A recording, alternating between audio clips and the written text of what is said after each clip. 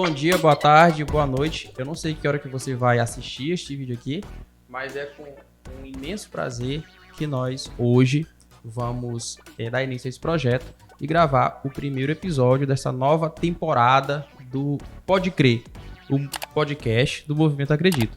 Eu me chamo Ibrahim Conde, estou aqui ladeado pelo meu companheiro de trincheira, Jairo Reis, e hoje estamos com uma convidada muito especial, que Jairo vai explicar pra gente aí quem que é, né, Jairo? Exatamente, Ibrahim. Grande dia para o Movimento Acredito.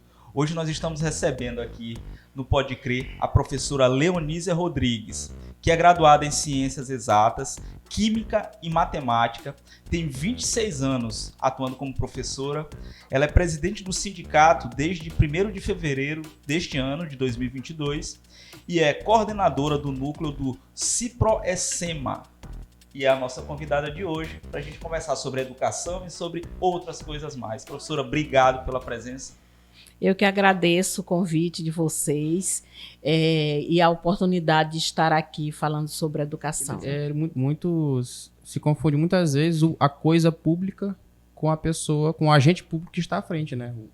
O gestor, seja ele da esfera municipal, estadual, federal, ele não paga, a não ser que ele tire do bolso dele, tá aqui, ó, tô te doando. Mas não, ele é obrigação dele, né? Assim como a gente contrata um pedreiro para fazer um muro, o pedreiro faz o muro, ele ganha o dinheiro dele, se for uma empreitada, e ele não tem que falar assim, ele fez a obrigação dele, ele pode ter feito o muro bem feito, mas é o trabalho dele, assim como o gestor da coisa pública, ele está apenas fazendo o mínimo. Às vezes eu sigo alguns prefeitos nas redes sociais, aí o prefeito ela coloca assim, dinheiro tá na conta. Aí o pessoal nos comentários, esse é meu prefeito, esse é meu governador. Não, gente, é a obrigação dele, é o mínimo que ele tem que fazer. Mas isso é muito complexo e eu penso assim, professora, talvez não seja nenhum problema específico da administração pública, mas eu vejo uma desvalorização do professor, da figura do professor, e por via de consequência da educação, porque tudo depende, né? Não tudo, mas assim, um professor é um protagonista, é uma figura essencial no processo de aprendizagem. Sim, mas eu vejo todo o sistema, no Brasil, infelizmente, nós temos essa cultura, né? A gente vê países escandinavos, do norte da Europa, países de matrizes orientais, valorizam muito mais o professor do que nós. E isso é um problema congênito, estrutural. Inclusive no setor privado. O professor é mal pago no setor público. No privado também não é nessas coisas. É, verdade. Não é. Então, assim, é uma questão cultural. É algo que, de fato, nós temos que trabalhar para mudar a nossa mentalidade em relação a isso. E nós que pensamos assim, né? Se Deus quiser no futuro sermos a maioria, pelo menos termos representatividade nos ambientes de discussão. Exato. Enfim. Ibrahim, é muito claro também quando ela fala sobre essa questão, o que eles estão lutando, o que eles estão reivindicando. Então, eu consigo fazer uma análise aqui, que quando a senhora fala, professor não é mercenário, porque vocês não estão só pedindo a respeito do salário de vocês. Quando vocês estão reivindicando, é a questão da merenda, a questão do transporte, a questão de uma série de coisas que é isso que vai fazer o trabalho do professor ser um trabalho mais saudável, um trabalho mais agradável. Então, um profissional que trabalha de uma forma mais agradável, automaticamente ele faz um serviço melhor. E automaticamente, assim, a educação, quando ela está acontecendo de uma forma tranquila, de uma forma bem valorizada, o reflexo daquilo é a sociedade melhorando como um todo, né? Sim. Então, a importância da educação, cara, isso aqui bate em um ponto muito, eu acho que muito específico, né? Que a gente precisa olhar com mais cuidado, com mais respeito. Eu acho que essa é a palavra que a gente tem que ter. Não pela pessoa do professor, obviamente pela pessoa do professor, mas pela educação de uma forma geral, né, professora? É sim. Então, é muito interessante quando a senhora fala sobre essa questão da valorização, né? Isso... É porque assim, Jairon, às vezes as pessoas imaginam que... Eu até estava falando, não sei se foi com você ainda agora, que eu falei o seguinte, às vezes gestores e até mesmo a população imagina que investir na educação é gasto, mas não, a gente vê que esses países aí, como a Finlândia, né, que a educação é de excelência, a gente vê o investimento que é feito. E às vezes também eles imaginam, por exemplo, eu pego o Pinheiro, mas isso aqui é de um modo geral, né? Às vezes pode parecer, mas tudo reflete dentro da sala de aula. Por exemplo, o professor daqui de Pinheiro, ele tem que se deslocar para Pirinã, ele tem que se deslocar para o Gama, enfim. Então, ele sai daqui de casa, ele já vai encontrando problema na estrada. Já vai, né? Quando chega na escola, já, não tem água, não tem alimentação escolar, não tem isso. O professor já vai para a sala de aula, já vai sem estímulo para a sala de aula. E esse aluno, em contrapartida, esse aluno... Porque assim, o professor, como você falou, está satisfeito, está contente, deu tudo certo, chegou na sala de aula, o aluno tem lá sua alimentação escolar, o aluno teve transporte, está lá disposto a estudar. Isso vai influenciar muito na aprendizagem desse aluno. Mas se o aluno vem apanhando baque, como eu digo, baculejo na estrada, chega na escola, já vem cansado, aí chega na esperança de ter uma alimentação escolar, não tem. Aí, meu amigo, como que essa educação vai mudar? Né? Não muda, não vai sair do lugar. E como você disse, nós temos que fazer a nossa parte.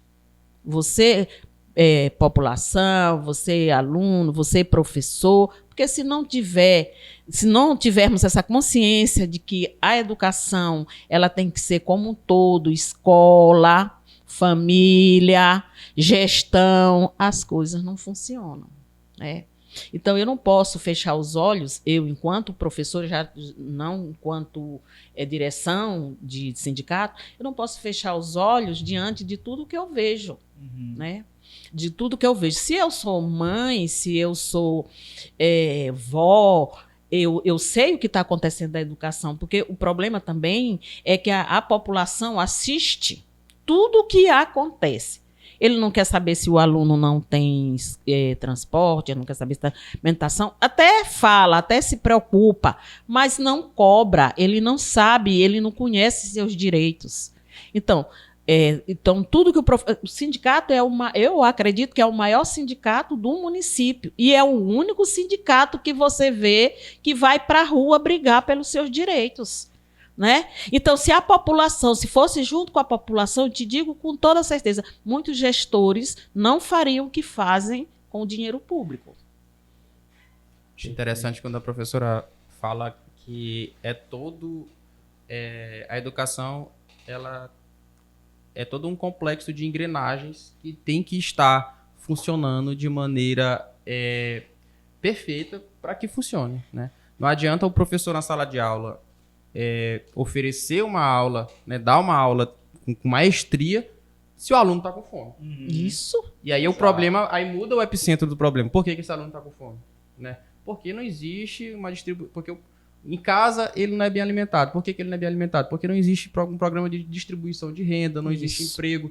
Então é todo um complexo que envolve a sociedade, agentes públicos, os pais dos alunos, né, participarem, que é importante, né, professor? Os pais é muito importante, a família. desse processo, para que no final, né, tudo de maneira, né, coesa e alinhada funcione. Porque senão, a questão da merenda pra gente é muito caro, né, velho? A gente sempre fala, e na rádio também com o doutor Inácio, porque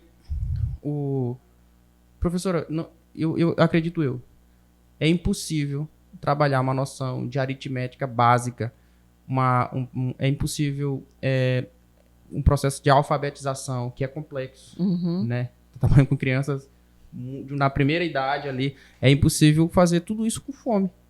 A fome, ela dói, Branco. Ela dói, a fome, ela vai atrapalhar qualquer processo de aprendizagem. Entendeu? Então, se não tiver o mínimo, que é você estar alimentado, você não vai para frente. Não adianta nem fazer, assim, se não resolver esse problema aqui, não adianta nem partir para outra discussão. Eu penso assim, pelo menos. Perfeito. E ainda agora a professora estava falando sobre as dificuldades, né, para chegar até a escola. E assim, a gente aqui, o Movimento Acredita é muito suspeito para falar sobre educação, porque todas as vezes a gente está batendo nessa tecla, a gente está levantando a importância disso daí, de valorizar a educação. Eu sou professor também a nível magistério e faço uma licenciatura hoje. E trabalhei durante alguns anos também em algumas escolas. E observei, professora, umas meninas que elas moravam em Pinheiro e tinham que dar aula em outros povoados, como a senhora falou ainda agora. E eu vi várias vezes acontecer delas terem as motos roubadas, né? Elas sofrerem assaltos a caminho do trabalho. Então a gente percebe que há uma série, como o Ibrahim está falando, é um problema tão complexo que não é só a aula, não é só aquilo. O percurso para chegar até lá. A gente entra a questão da merenda, que a gente, infelizmente, é um dos pontos que corta o coração, eu acho, de qualquer pessoa que é adulto, que tem filho, que tenha sobrinho, que conheça criança. A gente se sente muito, muito triste mesmo de ver, porque a gente sabe a situação daqui da nossa cidade. A gente sabe que tem criança que realmente vai para a escola sem ter tido uma alimentação em casa. Infelizmente, é isso a realidade aqui. Eu presenciei várias vezes criança chegando na escola e na hora não tinha merenda. Tinha que sair mais cedo. Isso acontece diariamente aqui na nossa cidade. Fora a questão da insegurança também, como a senhora estava falando. Então, é um problema muito gigantesco, né, professora? Por isso da importância da gente lhe ouvir, da gente lhe perguntar essas coisas.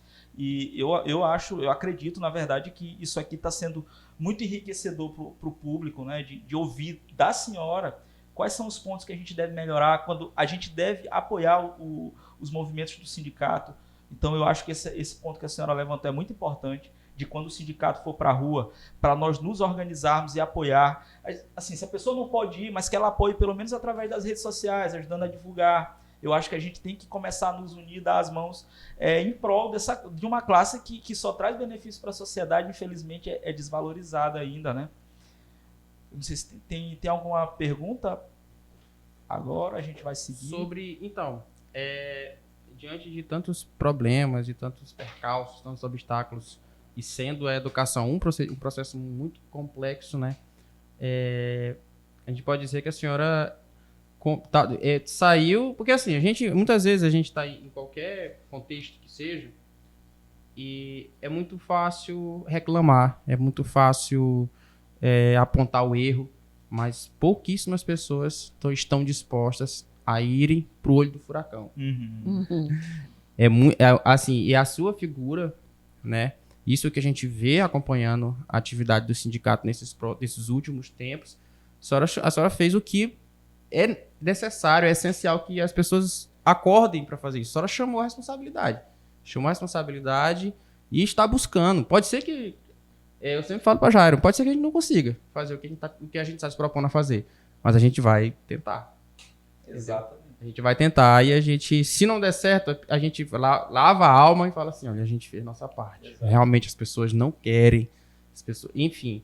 E eu lhe pergunto assim, que momento que a senhora pensou assim, eu vou sair do meu conforto aqui, de ser apenas uma pessoa que reclama e agora eu vou tentar resolver isso aqui e eu vou me disponibilizar a lutar pela minha classe, a disponibilizar meu nome para ser uma liderança sindical?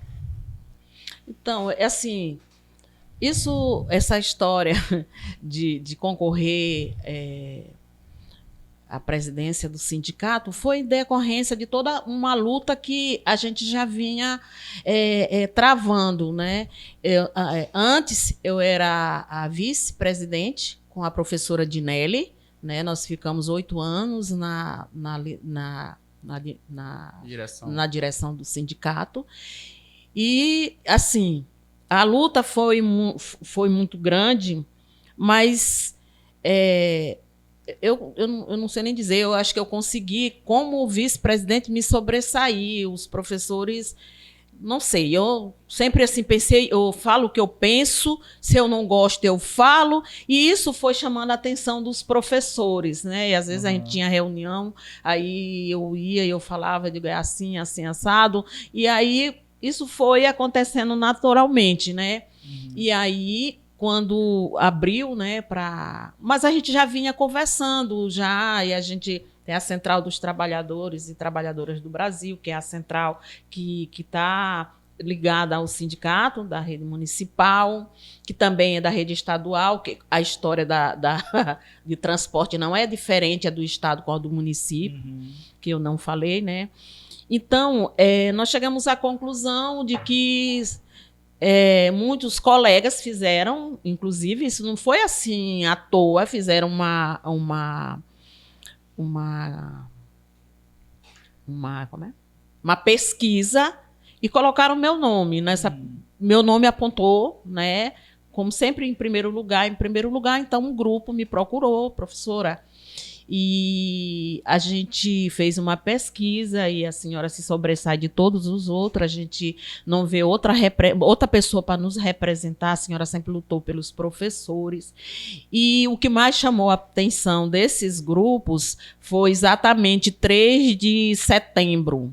Nós, inconformados, né, por conta de tudo que a gente vinha passando, né, na administração atual.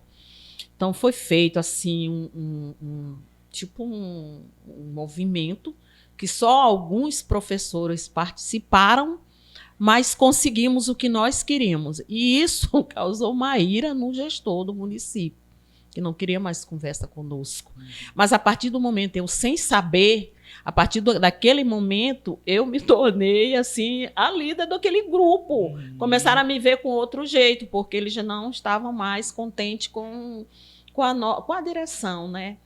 E aí surgiram outros fatos que fizeram com que eles me quisessem como a liderança sindical. Nós tivemos uma outra situação. Eu vi no grupo, eles disseram assim, nós vamos procurar o gestor, porque isso, porque aquilo, a respeito do plano. Eu digo, eu estou com vocês.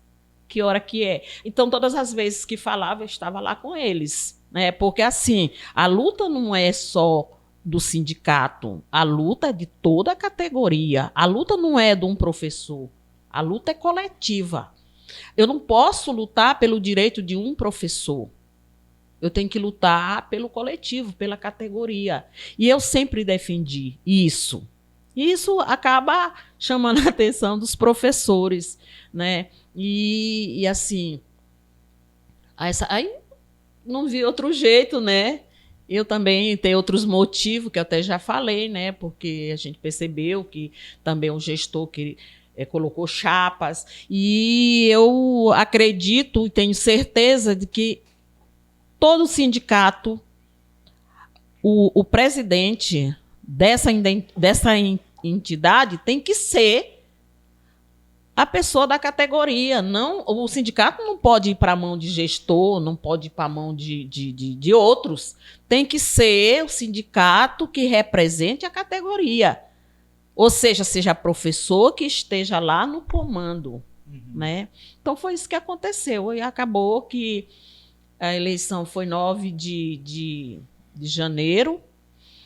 Eu comecei a fazer alguns vídeos, né, e falava e fazia propaganda, já outros eles mesmos já faziam.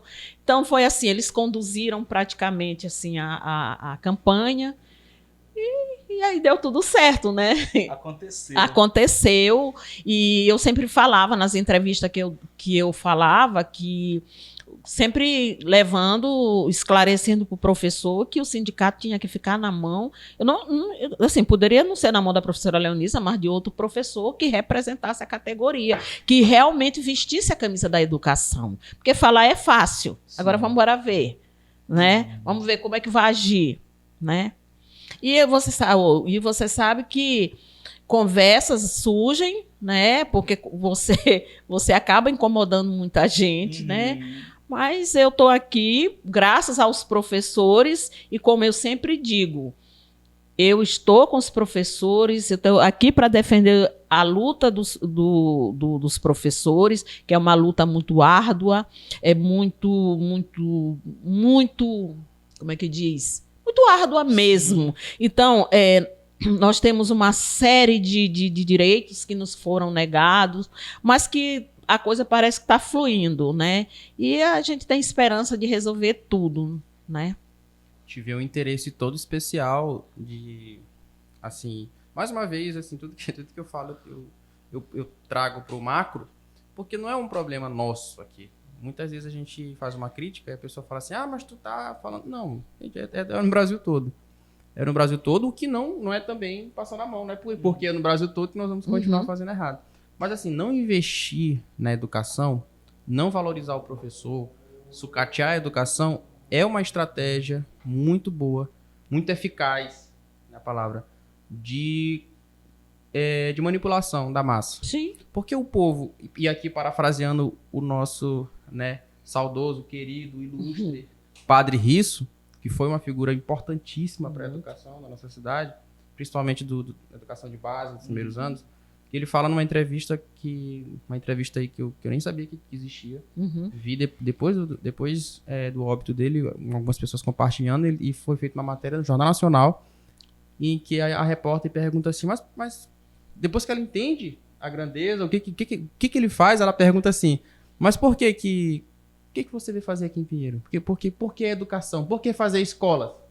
Aí ele fala com aquele sotaque dele, ele diz que, mais ou menos assim, eu não vou lembrar exatamente da frase, mas ele diz assim, que ele investe em escolas porque o povo educado é mais difícil de se manipular.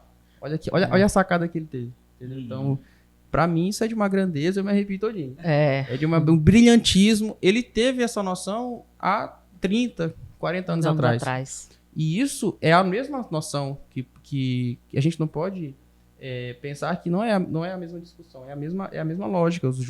A educação no Brasil, e aqui salvo engano, me corrijam, eu vou fazer essa errata depois, mas eu acredito que tenha sido Ulisses Guimarães que tenha dito isso, quando o Movimento Brasil Livre, no regime militar, ele se opunha, à época, ao Partido Arena, da ditadura, e Ulisses falou assim, em uma reunião do MDB, a época que era depois virou o PMDB. Ele falou assim, que a educação no Brasil, todo mundo dizendo assim, não, a educação no Brasil deu errado. A educação no Brasil deu errado. Ele disse, não, gente, vocês não estão entendendo. A educação deu certo. Ela deu muito certo. Deu certo o projeto de educação, porque o projeto era deixar o povo ignorante. Sempre foi isso. Ele nunca se pensou em colocar o pobre para estudar. Nunca se pensou em dar oportunidade para o pobre. Porque na hora que a massa sair da linha da ignorância, na hora que a massa entender o poder que tem, que o esclarecimento, que a informação tem, porque a informação é uma arma. Isso. Né? E o maior ato, parafraseando já outra pessoa que eu não sei de quem é essa frase, mas o maior ato de rebeldia do pobre contra o sistema é estudar, é se empoderar, né? E essa palavra eu acho muito forte, empoderar, se empoderar. Na hora que tu tem ciência, tu cai em si do poder que a informação tem. Na hora que isso acontece, péssimos gestores, pessoas irresponsáveis não se mantêm no poder. Porque o povo não vai trocar o voto por um milheiro de tijolo, por uma conta de luz. O povo vai escolher o melhor. Entendeu? E o melhor, obviamente, tem que valorizar a educação. Então, assim, eu acho brilhante essa sacada de Ulisses Guimarães. Não, a educação deu certo. Ela sempre foi feita. Ela deu certo para quem fez o projeto. Entendeu? Então, eu acredito, eu penso assim. Acho que a gente tem que ter essa discussão e esclarecer isso para as pessoas. E até mesmo no dia. Agora está chegando uma eleição aí. Vamos ver se esses políticos valorizam a educação. Por que eles pensam sobre esses temas aqui? O que eles pensam sobre os professores, né, que são essenciais no processo de aprendizagem? A gente não vê eles falando, né, Ibrahim? Fala bonito, né, professora? Não, mas, assim, eu não sei se vocês já prestaram atenção, eu sempre fico atenta. Porque tem gente que diz assim, eu não gosto de ver horário político, mas é importante ver horário político. Eu percebo que dificilmente tem um político que a bandeira dele não seja a educação, não seja saúde, não seja segurança e outros. Essa é a bandeira que eles usam para justamente, né, se elegerem. Mas são exatamente essas bandeiras, né, da educação, da saúde, da segurança, que é esquecida. Quando eles chegam no poder, eles esquecem. E uma vez eu questionando isso, não sei nem com quem, e aí ele falou assim, mas tu queres que eles façam o quê? Eles ficam 4 anos, eles não resolvem a situação. Se eles resolvessem, na outra eleição, eles não teriam que defender. O que eles não iriam usar como bandeira. Né? Verdade. E é verdade. E quando ele fala aqui a questão lá do Padre Risso, eu lembro também do Mandela, do Mandi, né? Que ele diz que a arma mais poderosa, a educação é a arma mais poderosa. E é. Porque a partir do momento que o indivíduo ele tem um conhecimento, né? ele sabe escolher, sabe. Vai ser difícil ele ser manobrado, dele ser enganado, né? Como dizem os mais velhos, ninguém vem com a letra na testa dizendo eu sou bom, eu sou político bom. Mas igual outro dia eu fiz um áudio aí. A gente fica 4 anos aí brigando, esperneando por isto, por aquilo, e você não vê ninguém, não vê um político no sindicato perguntar, mas professora, o que é que vocês estão brigando? O que eu posso fazer? Ninguém. Agora você me pergunta, quantos já foram? Quantos já me procuraram? Você é presidente de sindicato, eu quero apresentar isto, quando eu posso vir aqui? Aí a gente é procurado assim como os eleitores. E eu quero aqui dizer que a educação não é um problema de sindicato. A educação não é um problema da professora Leonísia. Não foi um problema da professora Dinelli. A educação é um problema da população.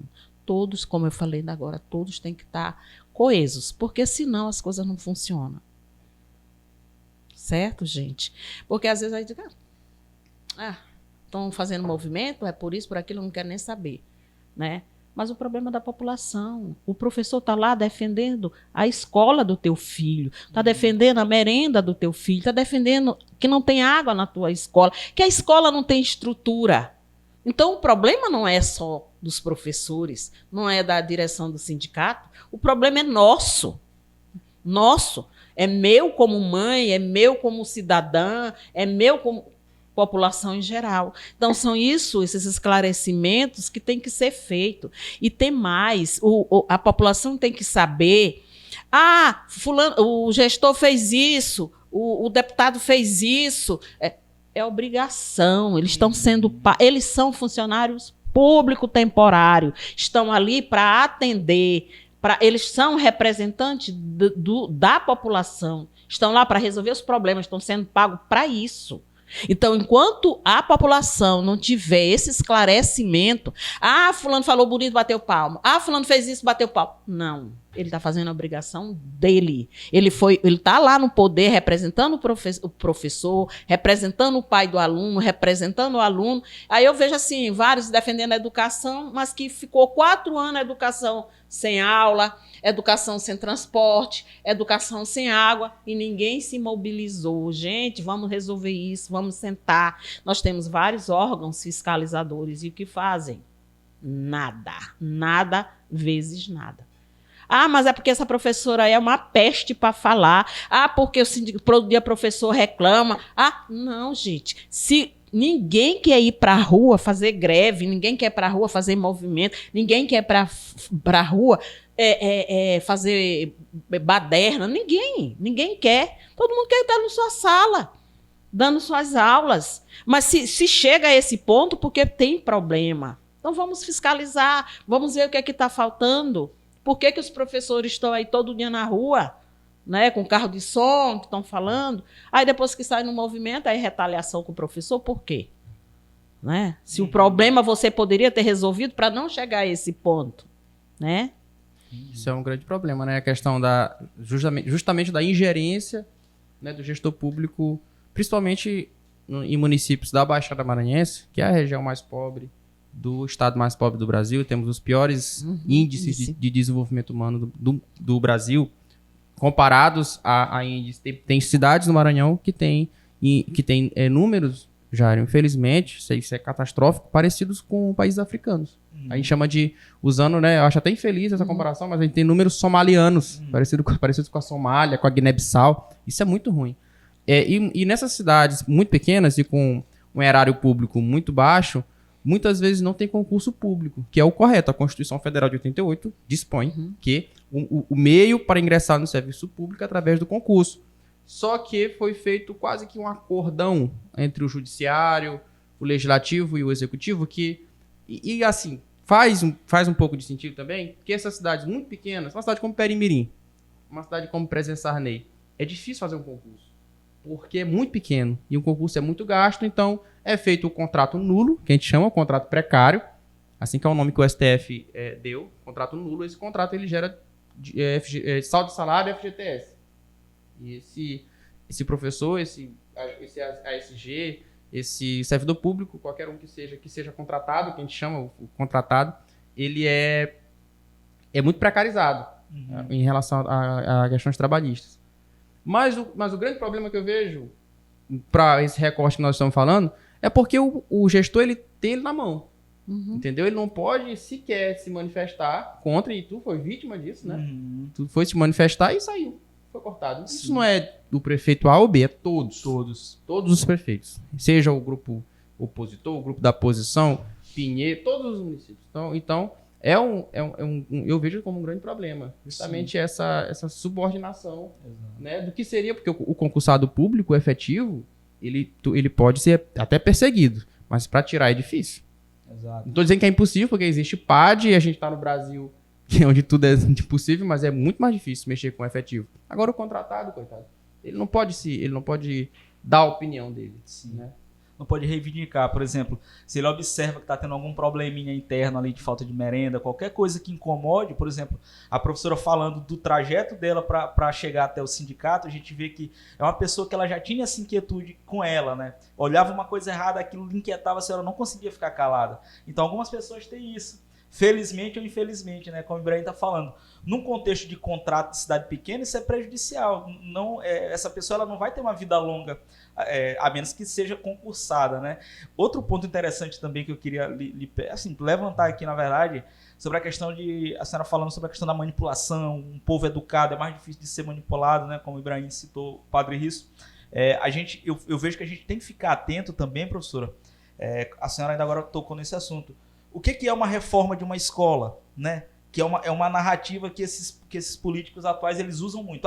Eu estou reinaugurando aqui as escolas, ou então eu estou refazendo aqui os postos de saúde. Aí quando tu chega lá, o cara simplesmente pintou, né?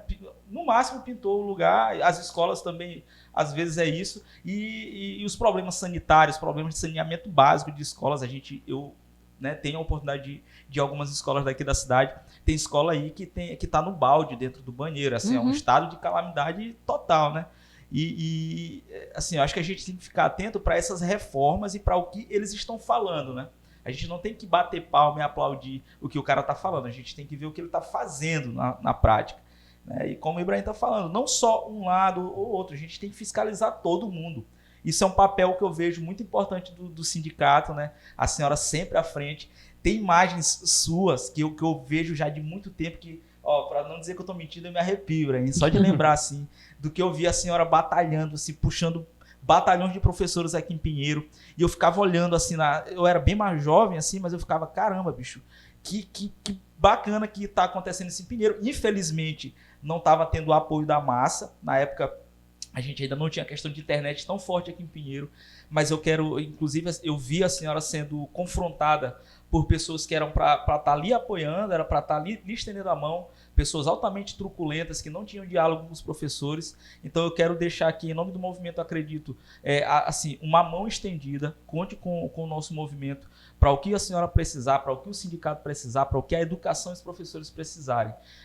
A gente não tem muito a oferecer, mas a gente tem um espaço e a gente tem um grupo de jovens que não tem ninguém por trás, mas a gente tem um grupo de jovens muito dedicados e muito afim de ajudar a educação, ajudar a saúde, ajudar o saneamento básico, esses pontos básicos da cidade.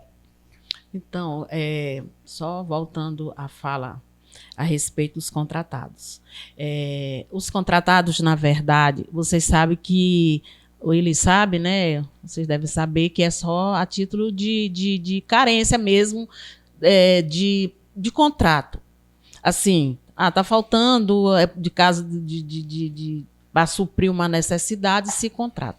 O que a gente vê hoje é que os municípios eles aproveitam e contratam. Aqui, por exemplo, nós temos uma faixa de 1.000 contratados dentro da educação.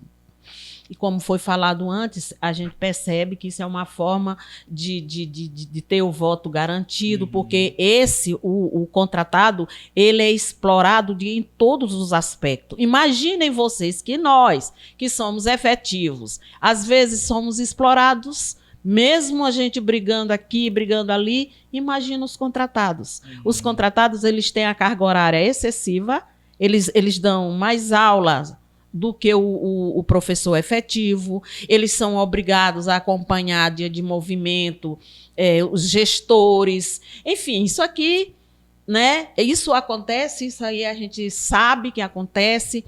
E às vezes nós recebemos alguns direitos, que eles também têm direitos, mas que não recebem, fica calado. E nós, enquanto sindicato, ficamos de mão amarrada. Porque, às vezes, eu lembro que uma época aí nós fomos no Ministério Público e quando nós abrimos a boca para falar com o gestor, com o promotor a respeito, que havia 3 meses que os professores não recebiam seu salário, aí o promotor disse assim: o que é que vocês querem?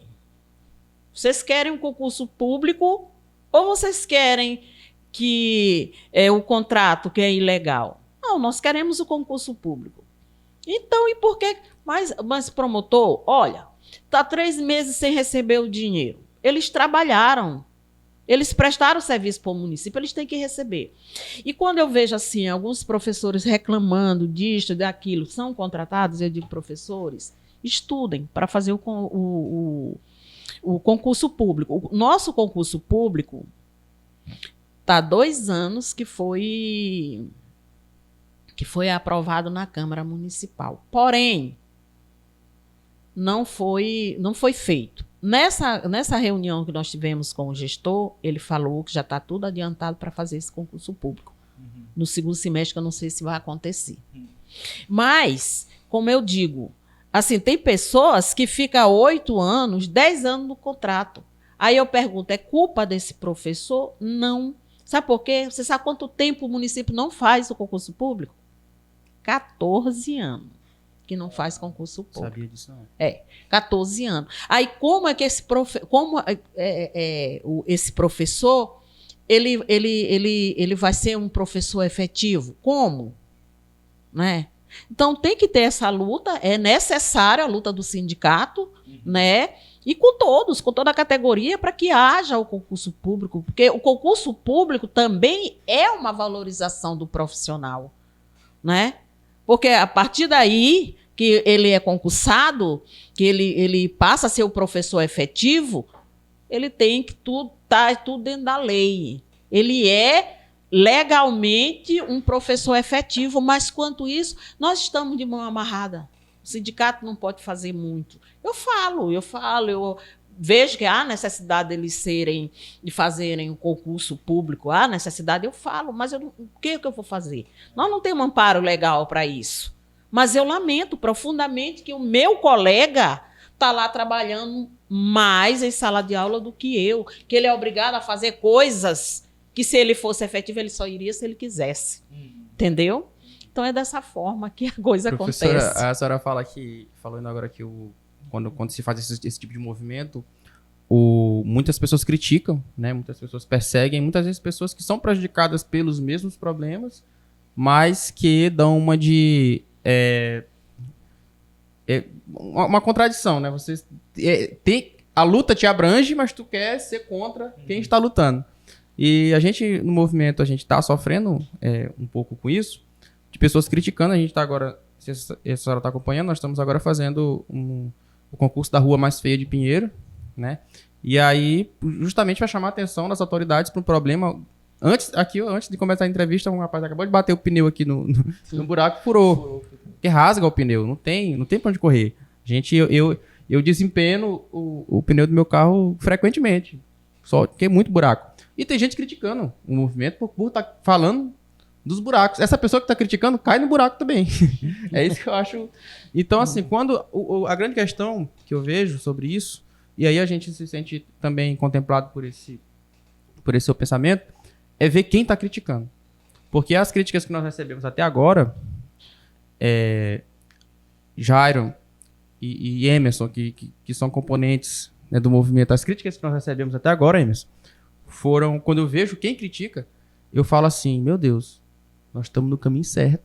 Porque se essa pessoa aqui está criticando, é porque a gente tem que continuar. Se essa pessoa estivesse nos elogiando, se esse lado, aí a gente ia ter que pensar o que ele está fazendo, entendeu? Exato. Então, eu gosto muito de uma frase do Florestan Fernandes, que foi um educador que foi exilado do regime militar. E quando ele chegou no país, salvo engano foi na Itália que ele foi exilado, não tenho certeza.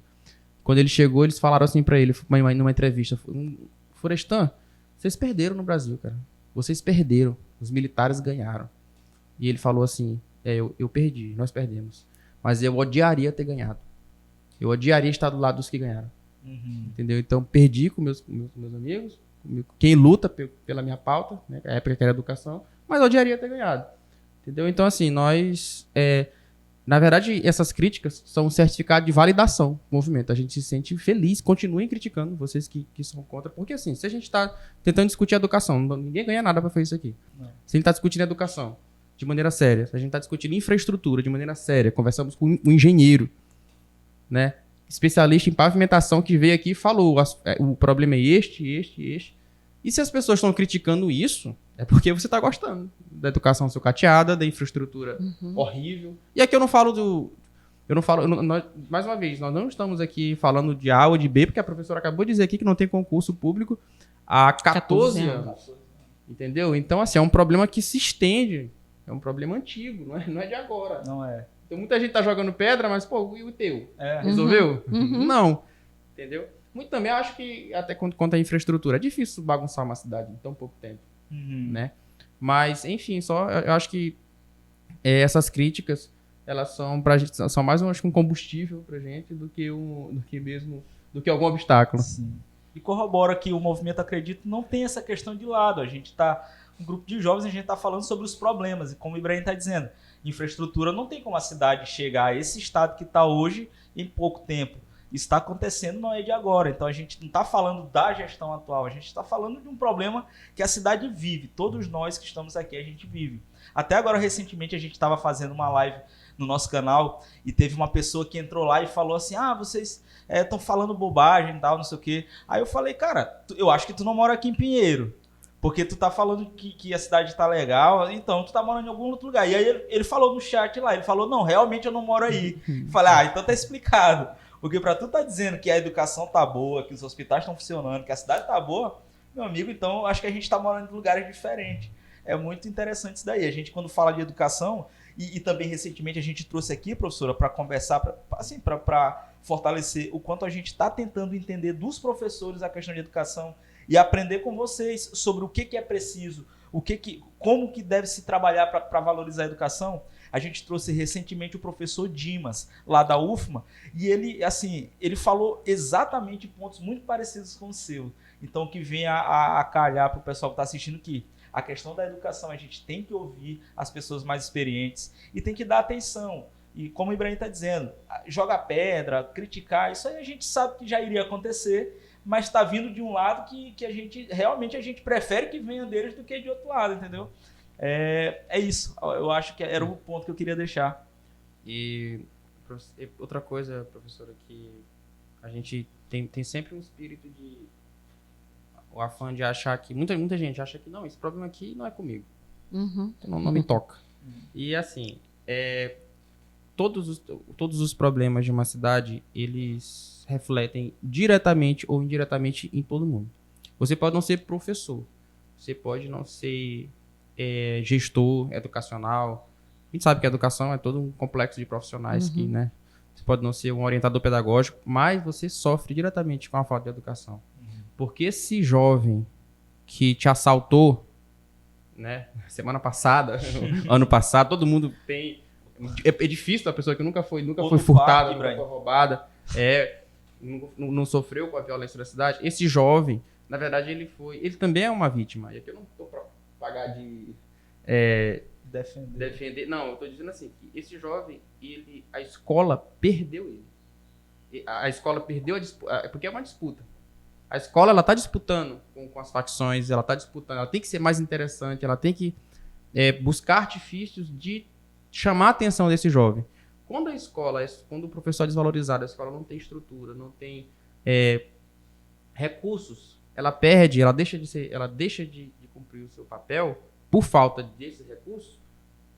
Essa criança, ela tende a encontrar, né, ou pelo menos achar que mais interessante um mundo, né, se inclinar ao mundo do crime. Eu não estou dizendo que é sempre assim. E não estou dizendo também que existe criminosos que estudaram.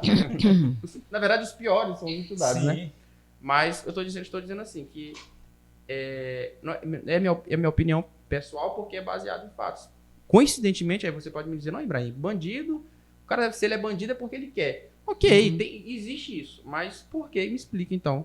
Você que pensa assim, por que em países em que se investe massivamente na educação, os índices de criminalidade são baixíssimos? Por que na Suíça eles estão fechando o presídio porque não tem preso? Exato. E a educação é de ponta. Isso. Entendeu? Então, assim, quando você acha que a educação não é um problema seu, você está ignorando tudo isso. Entendeu? A violência, na verdade, é um termômetro. A violência é um termômetro social de que as coisas deram errado. Entendeu? De que o Estado falhou. Brizola falava assim na campanha, não sei se qual ano, mas quando ele se candidatou a presidente, o Leonel Brizola, o fundador do PDT, ele disse assim, vamos construir escolas em tempo integral. Isso era 70, década de 70, mamãe estava nascendo. Vamos construir escolas em tempo integral, porque senão, daqui com 40 anos, vamos estar construindo presídios. E foi o que aconteceu. A escola de tempo integral, as CIEPs não foram feitas na época. Existiam algumas escolas agrícolas pelo Brasil, mas era um projeto dele, né? Não foi feito. Não sei também se ele ganhasse, ele faria, mas não foi feito. E a escola de tempo integral, eu acho que é uma saída muito boa, professora. Por quê? É sim. Porque o aluno ele passa o dia na escola. Ele não tem tempo, ele não fica ocioso. E é essa ociosidade que eu acho que é perigosa. É aí que chega, e aí que as portas do crime, né, que já estão abertas para ele o tempo todo, né? E elas ficam mais atrativas. Mas Brizola, eu acho brilhante esse pensamento dele. Sim. Ou a gente vai fazer escola, ou a gente vai precisar fazer presídio. Detalhe, já que é custo, a discussão, um aluno é muito mais barato que um preso. E trazendo para o nível micro, a gente vê o que a gente é só a gente olhar para cá, para Pinheiro, e o momento que a gente vive agora. A questão da violência aqui na cidade está absurda. A gente, assim, eu não lembro de um período onde foi mais perigoso a gente sentar na porta de casa. Eu sou de uma época ainda que a gente sentava na porta de tardezinha, que a gente podia ir numa praça. O que a gente deixava, por exemplo, as crianças... Eu era criança, eu brincava despreocupado ali na Praça da Matriz, ali ao redor do bairro inteiro. Hoje em dia, infelizmente, a gente vem assistindo... tudo que Ibrahim fala é confirmado de forma empírica. É só a gente olhar para Pinheiro agora. A gente está vendo uma situação de falta de segurança absurda, né, professor? Então, justamente por essa falta de incentivo à educação, falta de incentivo a essas políticas públicas que melhoram a sociedade de uma forma geral, infelizmente, né, a gente olha isso hoje. Mas, Ibrahim... Professora, para a gente já ir encaminhando já para o nossa conclusão, qual é sobre o sindicato dos professores? A senhora discorresse um pouco sobre a atuação do sindicato, quais são, né, as perspectivas aí para este ano aqui, as lutas. Então, nós completamos ontem 5 meses que assumimos o sindicato, e nesses 5 meses eu acredito que nós já avançamos muito. Nós, nessa negociação que tivemos com o governo, nós conseguimos um grande avanço em relação ao texto de férias, que até então os servidores recebiam em cima dos 30 dias. E nós conseguimos agora receber em cima dos 45 dias. Então, a partir de agora, nós iremos receber, ele pagou a diferença, que ele já tinha pago, ainda com uma ressalva. Ele não pagou com o valor de ano passado, ele já pagou com o reajuste deste ano, né, do reajuste do piso. Então, nós recebemos, também nós tínhamos aproximadamente 214 professores que estavam para ser enquadrados e que ficaram de fora de outra gestão, de outras gestões, é bom que se diga. E esses professores, teve a primeira semana agora, já para a CEMED está disponível para receber a documentação desses professores, que já vão receber agora, no mês de julho, os primeiros que já levaram seus documentos, já vão receber os seus salários já com a diferença já. E aqueles que não conseguiram agora na primeira semana, que virão semanas e semanas, eles irão receber no mês de agosto já com essa diferença, já com o retroativo, né, do enquadramento. É um caso também bem que todo mundo fala, tanto da rede estadual quanto da rede municipal, é a questão do Fundef, o antigo precatório. Que foi um dinheiro que foi deixado de ser repassado nos nossos salários, que acabou virando precatório. Então, o precatório voltou. O precatório voltou, porque ficou esses 2 anos parado na conta, então esse precatório voltou. Então, nessa conversa nossa com o gestor, então, ele fez o pedido para que o dinheiro volte para a conta específica do município e, paralelo a isso, nós já enviamos para o gestor e o projeto de lei, para que esse projeto de lei ele venha garantir os 60% para os professores e servidores, professores da rede municipal de Pinheiro. Uma outra situação também é a questão do concurso público, que eu já falei, né? Enfim, nós temos uma pauta muito grande, mas que a gente está tentando ir avançando à medida que possa ser resolvido, né? Porque a gente também tem o PCR, que é o Plano de Cargo e Carreira e Remuneração do Magistério, que foi também sancionado pelo prefeito, mas que não foi aplicado. Então, já 2 anos, né? Vai completar 2 anos agora em setembro. Por conta disso, já houve mudança nas leis, como a nova lei do Fundeb, né? Então, já tem que passar por outra adequação dessas leis. Então, já foi feito... já foi organizada a comissão para a gente trabalhar essa primeira semana. Agora nós já vamos nos reunir para poder que esse plano não demore muito a ser aplicado. Então, eu acredito assim que nesses 4 meses nós demos um pontapé bem significativo dentro da educação. E aqui, deixando claro aqui para a população, a direção do sindicato ela sempre esteve aberta a diálogo com qualquer gestor. E digo mais, a nossa luta não é a luta contra o gestor atual, a nossa luta, como você falou ainda agora, você viu que nós vem de uma luta muito grande, muito grande. A nossa militância, a minha começou então, do Estado, o tanto de tempo que eu tenho dentro do Estado, como professora, se confunde com a minha militância dentro do sindicato, certo? Então, as pessoas às vezes confundem. Eu achei interessante, um dia que nós chegamos lá no Ministério Público, eu, vice, e a minha colega Adinelli como presidente, aí o promotor falou assim, mas já? Para ela, já é com o novo gestor? Aí ele disse, mas o que foi? Aí a gente foi dizer, né? Aí ele falou para a gente, ele disse, eu acho interessante que não tem nada a ver com quem está na prefeitura. Exato. Não tem nada a ver. E eu fico triste quando eu vejo dentro dos grupos algumas pessoas que poderia fazer alguma coisa pela educação municipal de Pinheiro e não faz, e diz assim, esse movimento de professor é de política. Ele não está errado. A política educacional que é esquecida pela política partidária que eles fazem. Exato, né? Exato. Então, é esquecida. Então, assim...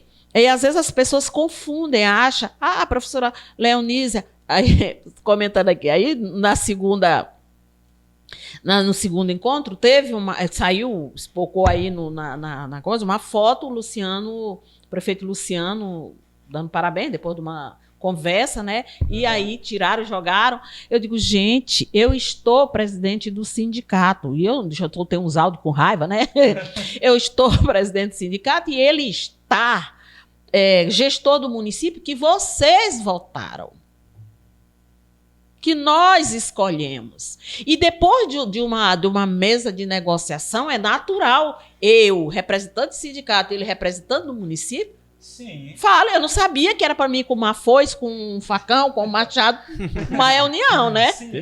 Né? Assim, eu tenho que falar, eu falo muito. Eu estava apreensiva que eu queria falar, mas é assim, porque as pessoas não conseguem ver. Quer dizer, que eu dar a mão para Luciano, para o prefeito Luciano, ele me cumprimentar, aí eu já tô. Aí os programas, a professora Leonice já está vendida, que não sei o quê. Pulou. Aí, quer dizer, quanto pior, né? Quanto melhor. Não, quanto pior, melhor. Na verdade, muitos gostariam que não houvesse a negociação, mas eu não estou lá para resolver problemas pessoais, nem meus problemas pessoais não tem nada a ver. Eu estou lá representando o sindicato, estou lá para defender, né, e buscar os direitos dos professores. Aí eu vejo gente dizer assim, está acontecendo isso assim, e o sindicato? E o sindicato? Então, eles atribuem tanta coisa para o sindicato que não é nossa atribuição. Não é. Essa questão, a gente fala que as escolas estão assim, assado, mas quem que deveria estar lá fazendo essa fiscalização? Seria o sindicato? Né? Seria esse nosso papel? Não é nosso papel. Está lá a Câmara Municipal, está lá o Ministério Público, né? Cada qual tem sua atribuição dentro da sociedade, né? Então, as pessoas eles acabam jogando problemas que está acontecendo no município para o sindicato. E nós sabemos qual é o nosso papel dentro da sociedade. O que é que nós temos que fazer? Mesmo assim, a gente sabendo, a gente ainda defende. A gente defende porque a lei está aí para ser cumprida. Se lá diz que vem, o PENAI diz que vem o lanche escolar todo tempo e eu acompanho, então é natural que eu, que estou presidente, fiscalize, cobre. Mas não é a minha função, mas eu faço. Entendeu? Aí as pessoas não entendem, aí acontece uma coisa, o que o sindicato está fazendo? Não sei o quê. Agora, esses dias aí, porque paga-me. Gente, se acalma. O prefeito tem até o dia 5 para pagar. Se esses 5 dias for útil, se não for, tem até mais dia. Mas aí é difícil das pessoas compreender. E a gente tem que estar orientando, até mesmo dentro da categoria. Às vezes a gente tem professor que tem dúvida de alguma coisa. E essa é a minha função. Também de esclarecer a categoria, né? Não é só questão administrativa, mas também política, né? Essa também é a função do sindicato, né? E é isso. E eu queria dizer assim que vocês estão de parabéns. Quando eu vi, eu fiquei, nossa, algum tempo atrás, quando eu comecei minha militância no sindicato, tinha um grupo aí de estudantes, né, que era, acho que até acabaram aí o grupo estudantil que tinha aí, eles iam para a rua com a gente, tem muita foto que mostra isso. Pronto, acabou, não se viu mais, mas, gente, a luta continua, os problemas continuam, porque às vezes as pessoas cansam, isso aí eu já fiz e não aconteceu, mas talvez tu não fez de maneira correta, vamos voltar a fazer de novo, talvez aquele caminho que eu fui não era o caminho correto, vamos procurar outros meios, a gente hoje tem que inventar tudo, né? A gente tem que procurar caminhos para chegar onde a gente deseja chegar, né? E a educação é isso, né? A gente tem que buscar conhecimento e usar esses conhecimentos. Sim, professora, só reiterando aqui a fala de Jairo, conte sempre com o nosso movimento, nós não somos os melhores, os mais capacitados, mas nós temos alguns profissionais de áreas distintas, todos jovens, todos interessados em contribuir para o quadro social da nossa cidade e em que estiver ao nosso alcance. Nem que seja para fazer volume. Mas o que estiver ao nosso alcance, conte conosco, né, para lutar, para buscar. E o que nós pudermos fazer, nós vamos fazer para contribuir com o Sindicato dos Professores de Pinheiro, que para nós é uma luta muito válida e que deveria ser um problema. É um problema de todos nós, né? A gente tem que ter essa consciência. Perfeito. Eu assino embaixo o que o Brian falou, professora, conte com o movimento. A gente já falou sobre isso daí. E, assim, quero deixar aqui os meus agradecimentos em nome do Movimento Acredita, em nome do público, que eu tenho certeza que hoje o pessoal aprendeu muito com a senhora, bebeu de uma fonte que vive a educação na veia. A gente consegue sentir isso nas suas palavras, que a senhora está interessada realmente na classe dos professores. Então isso para a gente é de uma nobreza engrandecedora. Foi uma tarde assim, de muito enriquecimento para nós lhe ouvir. Agradeço novamente por a senhora ter aceitado o nosso convite, de estar aqui trocando essa ideia conosco. E deixo as suas considerações finais. Pois é, assim, eu não cheguei a falar isso, mas eu sou uma eterna apaixonada pela educação. Eu pensava assim antes, eu falava assim comigo mesmo, eu não quero ser professora, falava muito. Mas aí, quando eu fui embora daqui, quando eu voltei, estava fazendo concurso público, né? Eu peguei e fiz para o Estado, passei. Com 2 anos eu fiz para o município, passei. Quando eu comecei a ter a semana pedagógica e o professor falando, como assim, aprendendo ali, meu Deus do céu, era isso que eu queria e não sabia. Assim, eu fui me apaixonando pela educação. Quando você falou que o que acontece, como foi que eu fui chegar para a militância sindical, assim, as coisas que acontecem dentro do nosso meio, né, dentro do ambiente escolar, aquilo começou a me incomodar. E eu criei muita confusão dentro da escola. Muitos movimentos dos alunos, não sei se lembra do último movimento que teve aí, que era os alunos ir para a escola, não assistiam aula, e a gente trazia palestras, essas coisas, porque era um movimento que foi criado aí a nível de Brasil. Então, assim, e o nosso papel enquanto professor é justamente isso, despertar do aluno, não naquele conformismo. Não tem aula, mas por que não tem aula? Né? Tem que perguntar por que não tem aula. Qual foi a causa? Vou embora cedo hoje, mas por que eu vou embora cedo? O que aconteceu? Né? Então a gente tem que despertar isso. Uma vez eu cheguei da sala de aula, em 2011, nós ficamos 100 e poucos dias de greve do Estado. Quando eu voltei para a sala de aula, eu voltei uma mulher cansada. Eu perdi mais de 10 quilos. Cheguei sequinha na escola. Cheguei cansada mesmo.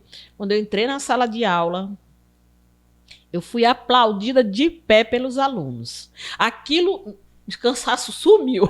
Assim, aquilo assim, sei lá, foi assim, uma sensação que eu não sei te dizer. Assim, porque naquele momento eles entenderam o porquê que nós estávamos ali lutando.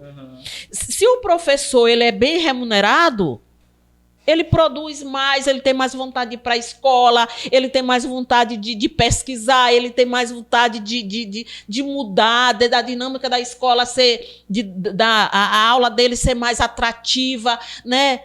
E seria melhor se tivesse esse suporte, tanto dentro da escola estadual, quanto da escola municipal, quanto da escola federal. Isso é que a gente busca, por isso que a gente luta. E essa luta não vai acabar. Né? Aí depois de lá, eu lembro que um certo tempo nós chegamos na Câmara Municipal e um vereador disse assim, olha, aí a gente vinha cantando o hino nacional com o carro de som e um vereador disse, lá vem os professores, só sabe cantar o hino nacional e a música de Milton Nascimento. Aí eu digo, olha, veja só. Que era para estar apoiando, né? Infelizmente é isso. É desse jeito, eu agradeço.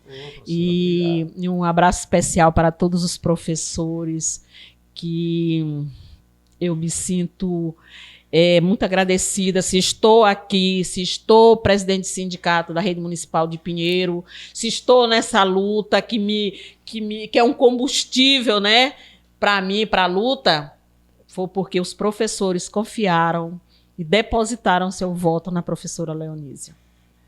Muito obrigado, professora. Eu que agradeço. E assim encerramos o nosso primeiro podcast, nosso primeiro episódio dessa nova temporada. Agradeço a todos que assistiram esse vídeo até esse momento aqui. E não deixem de nos seguir, de ativar o sininho, de compartilhar, que isso aqui é só o começo de um trabalho que pra gente é um sonho sendo realizado, né, gente? Exatamente. Concretizamos. Amém.